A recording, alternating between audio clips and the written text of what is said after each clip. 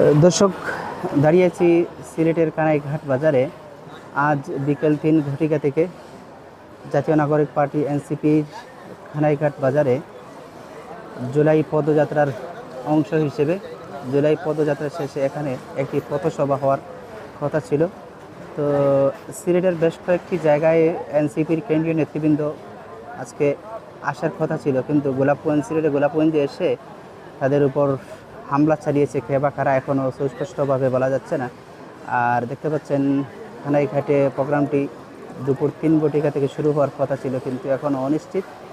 এই এনসিপির কেন্দ্রীয় নেতৃবৃন্দরা তারা আসবেন কি না সেই সন্দেহ এখন আছে। আর এক ধরনের বলা যায় প্রোগ্রাম টোটাল পণ্ড, সব কিছুর আয়োজন করা শেষ এবং অনেকক্ষণ ধরে স্থানীয় নেতৃবৃন্দ সেখানে বক্তব্য দিচ্ছিলেন, কিন্তু বর্তমানে সব কিছু থেমে গেছে এবং এই প্রোগ্রামটি হবে কি না তাও এখনও বলা যাচ্ছে না। বর্তমানে এনসিপি কেন্দ্রীয় নেতৃবৃন্দ সিলেট সার্কিট হাউসে তাদের নিরাপত্তার জন্য সেখানে অবস্থান করছেন। সিলেট গোলাপগঞ্জে তাদের গাড়িতে হামলা করা হয়েছে, সেখানে তাদের স্টেজ ভাঙচুর করা হয়েছে, গাড়িতে হামলা করা হয়েছে এবং এক ধরনের তারা ভীত সন্ত্রস্ত হয়ে পড়েছেন যে তাদের নিরাপত্তার অভাব মনে করছেন বা নিরাপত্তাজনিত একটি শঙ্কায় তারা ভুগছেন। সেই হিসাবে এখন পর্যন্ত তারা কানাইঘাট আসছেন না। আজ বিকেল 3 ঘটিকা থেকে কানাইঘাটের এই জায়গায় এনসিপির কেন্দ্রীয় নেতৃবৃন্দরা বক্তব্য দেওয়ার কথা ছিল, কিন্তু এখনও তারা আসেন নাই এবং দেখতে পাচ্ছেন জনগণ প্রায় চলে যাচ্ছে। এই বিষয়টি আসলে খুবই দুঃখজনক।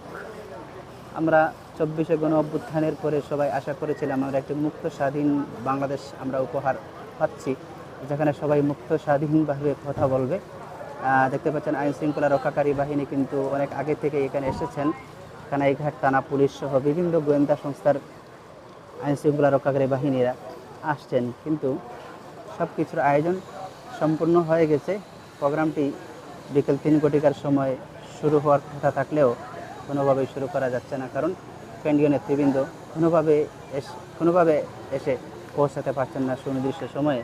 এমনকি তারা আসবেন বলেও কোনো আশা করা যাচ্ছে না। দেখতে পাচ্ছেন মানুষ অনেকক্ষণ ধরে জুলাই কেন্দ্রীয় নেতৃবৃন্দকে দেখার জন্য অধীর আগ্রহে বসেছিলেন, রৌদ্র অপেক্ষা করে।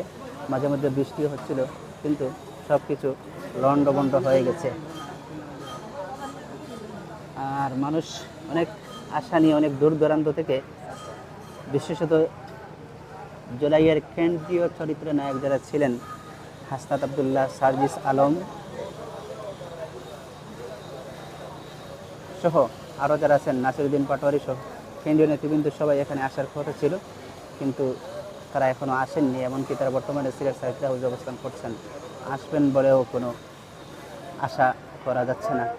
তো শেষ পর্যন্ত দেখা যাক কী হয়। আজকে এখানে কানায় কানায় পরিপূর্ণ হওয়ার কথা ছিল, কিন্তু কোনো আশার বাণী দেখা যাচ্ছে না।